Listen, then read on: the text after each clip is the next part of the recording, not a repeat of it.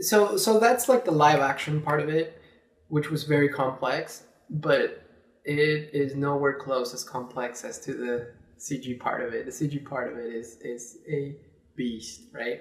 And I was working with people in Vancouver. I was working with people in New York. I was people working with people in India. Da da da. And eventually, some of them were my friends, so they would jump in and help for a little bit, and then they would have to go back to work, and then I would have to do it myself. So it was a process. So project management is extremely important when you're doing a project like this. And one of the programs that I use called Maya. It's Autodesk Maya. Autodesk is the maker, and Maya is very powerful. It's a sculpting, 3D modeling. Well, sculpting, I meant modeling. Sculpting, they have mod blocks for that, which is great. If you want to do a creature, high resolution creature, then you'd go in mod blocks. So then you have Maya, and Maya is like this giant program. You can do animation, you can do particles, you can do dynamics. But what's really great about it is that it uses Python and Mel, which are programming languages. And if you learn them, they're not hard at all. It's tedious, but it's not hard. If you learn them, you can write your own tools within Maya, which is fantastic. So part of the project management was writing a program, very small, nothing complex, that would create the right folder structure for all the shots, and that would output the necessary plates for the artist to work with, so that at any given time I could be like, okay, I know, John is working on this shot. When he gives it back, it'll come into this folder, and you just keep track of everything that way. So Maya was really, really good for that.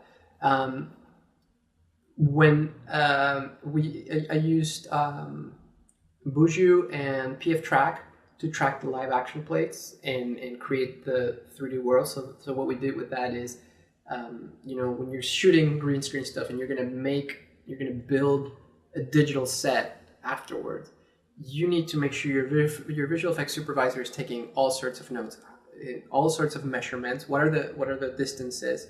What kind of lens are you using? Do you have markers on your screens? All that stuff. Because when all that stuff is translated into Maya, you can input all that stuff into your camera in Maya. So you can mimic the real world camera and the camera in Maya, which is phenomenal. Or then, you can take a tracking program like Buju or PF Track. And then what these programs do is they look at the data, they look at the flat image, right? And as the flat image moves, it calculates the parallax based on the speed of the movement of those pixels. So it creates depth. So then you import that point, it creates points. You import that point data into Maya, and now you have your digital set. And that's what we did for Sebastian. So we tracked and we measured and we had all the camera specs and all that. And so there's a beautiful scene where Sebastian is confronting one of the Lolligai, that's one of the monsters, with his pillow, because his pillow is where his magical powers are. And he takes this giant jump. And what we did is, when we created that shot, I knew that that's what I wanted. So I had separate markers and I had some distances marked out. And I knew sort of where this monster was going to be, the height and all of that. And we shot that at a very, very, very high speed rate, frame rate, so that we could have a lot of frames to play with and speed the animation up or slow it down as needed.